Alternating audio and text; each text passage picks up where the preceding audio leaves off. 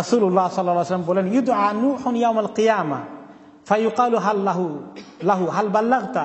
আল্লাহ তাআলা সমস্ত নবীদেরকে ডাকবেন, আদম আলাইহিস সালামকে ডাকবেন না, এই জন্য যে উনি তো সবার বাবা, ওনার বিরুদ্ধে কেউ চ্যালেঞ্জ করবে না। ডাকবেন প্রথম ওনার পরে যিনি নবী, কে? শীস আলাইহিস সালাম নবী ছিলেন না নবী ছিলেন না, এটা নিয়ে ইখতিলাফ আছে, আর কোনো ইখতিলাফ নাই। তারপরে তিনি কে? নূহ আলাইহিস সালাম। ওনাকে আল্লাহ ডেকে জিজ্ঞাসা করবেন হাসরের ময়দানে, হাল বাল্লাগতা নূহ, তোমার উম্মতকে খবর দিয়েছ, দিন পৌঁছে দিয়েছ? ফায়াকুলু নাআম। তখন তিনি বললেন, আল্লাহ আমি তো অবশ্যই পৌঁছে দিয়েছি। ফায়ুদা কওমাহু ফায়ুকালু লাহুম হাল বাল্লাগাকুম। কওমকে আল্লাহ ডেকে বলবেন, এই যে নূহ তোমাদেরকে দাওয়াত দিয়েছে, বলছেন দাওয়াত পাইছো, তোমরা দাওয়াত পেয়েছ? ফায়াকুলুনা মা আতানা মিন নাযীর ওয়া মা আতানা মিন আহাদ। জীবনে তো কোনো নবী আসে নাই আমাদের কাছে, কেউ আসে নাই, কোনো খবর দেয় নাই, আমরা জীবনে এই কথা শুনি নাই। ফায়ুকালু লিনূহ মান ইয়াশহাদু লাক। আল্লাহ তাআলা নূহ আলাইহিস সালামকে বলবেন, তখন তোমার তো এখন এরা তো সব অস্বীকার করতেছে, এখন সাক্ষী লাগবে, সাক্ষী জোগাড় করো, তোমার সাক্ষী দিবে কে? ফায়াকুলু মুহাম্মাদ ওয়া উম্মাতুহু। আর বলে যে মুহাম্মদ সাল্লাল্লাহু আলাইহি ওয়াসাল্লাম তার উম্মত সাক্ষী দেবেন। কারণ হচ্ছে যে এই মুহাম্মদ সাল্লাল্লাহু আলাইহি ওয়াসাল্লাম তার উম্মত এই সমস্ত কথাবার্তা পড়েছেন। এই যে আমরা তো দেখি নাই, তাই না, কিন্তু আমরা পড়লাম, কোরআনকে বিশ্বাস করেছি, সব নবীকে আল্লাহ কিভাবে পাঠিয়েছেন, নূহ আলাইহিস সালাম যে দুনিয়াতে আসছেন, আপনারা বিশ্বাস করেন না করেন না? কত বছর উম্মতকে দাওয়াত দিয়েছেন, সুবহানাল্লাহ, সবাই জানি, তো সাক্ষী হবে না কেন? সব কোরআনের মধ্যে পাওয়া গেছে। তো এইভাবে আল্লাহ তাআলা আমাদেরকে সাক্ষী নিয়ে তখন তাদের মোকাবিলা করাবেন।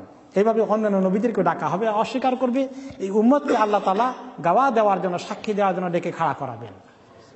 তারা এই উম্মত এই কোরআন কিতাবকে পড়ে সমস্ত নবীদের ইতিহাসকে জেনে তারা সব ঠিক মতো সাক্ষী দান করবে। এরপরে হচ্ছে অনেক নবী আছেন যে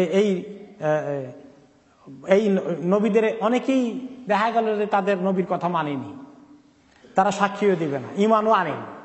কিন্তু এই নবীর উম্মতের বিরাট উম্মত যেহেতু রয়েছে, তারা অনেকেই ঈমান এনেছেন। সেই কথা হাদিসে এসেছে, ইয়াজিউন নবী ইয়াউমাল কিয়ামাতি ওয়া মা'হুর রাজুলান। কোন নবী কিয়ামতের দিন উঠবেন, ওনার উম্মতের সংখ্যা এত কম, মাত্র 2 জন। ওয়া আকসার, কোন নবীর একটু বেশি কিছু হবে। তখন এইভাবে প্রত্যেক নবীকে আল্লাহ জিজ্ঞাসা করবেন, হাল বাল্লাগাকুম হাযা, এই উম্মত ইনি কি তোমাদেরকে দাওয়াত দিয়েছিলেন? ফায়াকুলুনা লা ফায়ুকালু লাহু হাল বাল্লাগতা কওমাক।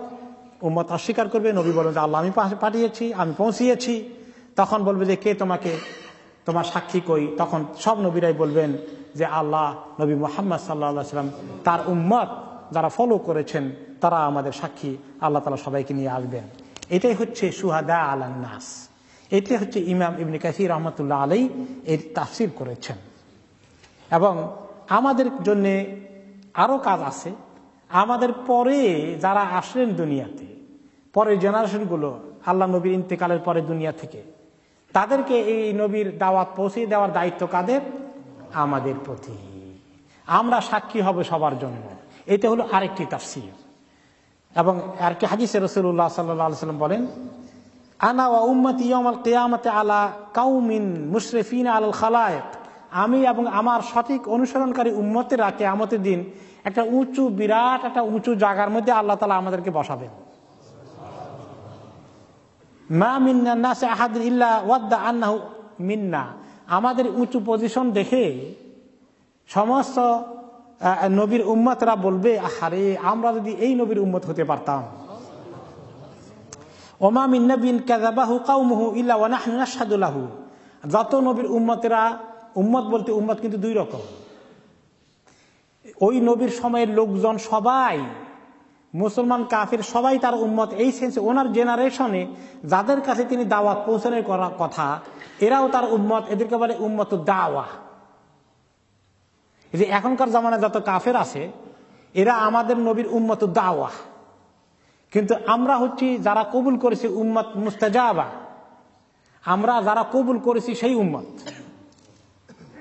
তো প্রত্যেক নবীর ওনার জেনারেশন, ওনার সমসাময়িক সমস্ত লোককে উঠিয়ে ওনার এলাকার আল্লাহ তাআলা সাক্ষী নেবেন এবং এই তাদের সাক্ষীটা দেবে। তারা যখন উম্মত অস্বীকার করবে, যারা মানেনি, উম্মতের দাওয়া যারা ডিনাই করবে তাদেরটা কনফার্ম করবেন এই নবী এবং তার উম্মতকে দিয়ে আল্লাহ তাআলা। এই জন্য এই উম্মতের দায়িত্ব হচ্ছে অন্যদের কাছে এই ইসলামের খবর পৌঁছে দেওয়া। ফালিবাল্লিগু শাহিদা মিনকুমুল গায়ব, তোমাদের মধ্যে যারা হাজির আছো বিদায় হজে তিনি বলেছেন এই উম্মত পরবর্তী জেনারেশনকে দুনিয়ার অন্য মানুষের কাছে তোমরা আমাদের এই দিনের খবর পৌঁছে দিবা। কাজে আমাদের সবার দায়িত্ব আছে শুহাদা আলান নাস, দুনিয়ার মানুষের কাছে আমাদের এই আল্লাহর দ্বীনের দাওয়াত পৌঁছে দিয়ে আল্লাহর কাছে সাক্ষী হওয়ার যোগ্যতা অর্জন করা। যদি রাজসাক্ষী হইতে পারি তাহলে কিন্তু নাজাত আছে। আমরা রাজসাক্ষী হলে দেখেন সরকারি রাজসাক্ষী হয়ে গেলে মাফ, তাই না? তাহলে যদি আল্লাহর কাছে মাপ পাইতে হয় তাহলে দুনিয়ার মানুষের কাছে এই দ্বীনের দাওয়াত কাজ করতে হবে, এই দ্বীনের দাওয়াত পৌঁছে দিতে হবে, শাহাদা আলান নাস কাজ, শুহাদা আলান নাসে কাজ করতে হবে।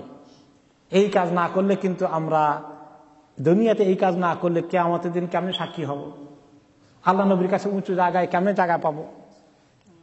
এই জন্য আমাদের সবাইকে নিজেদের যেমন আমল করতে হবে, ইমানকে মজবুত করতে হবে, ইলম শিখতে হবে, নিজের বাস্তব জীবনে ইবাদত আমল হারাম হালাল ফ্যামিলি পারিবারিক সকল জীবনে দিন ইসলামকে কায়েম করতে হবে সমাজ জীবনে, তেমনি অন্য মানুষের কাছে দিনের দাওয়া পৌঁছে দিতে হবে। এই কাজটা কি আমাদের সমাজের কিছু লোক করলে চলবে না, সবাইকে করতে হবে?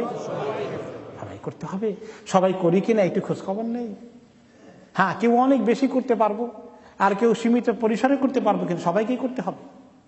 এই কাজ করতে হবে শুহাদা আলান নাস হওয়ার জন্য।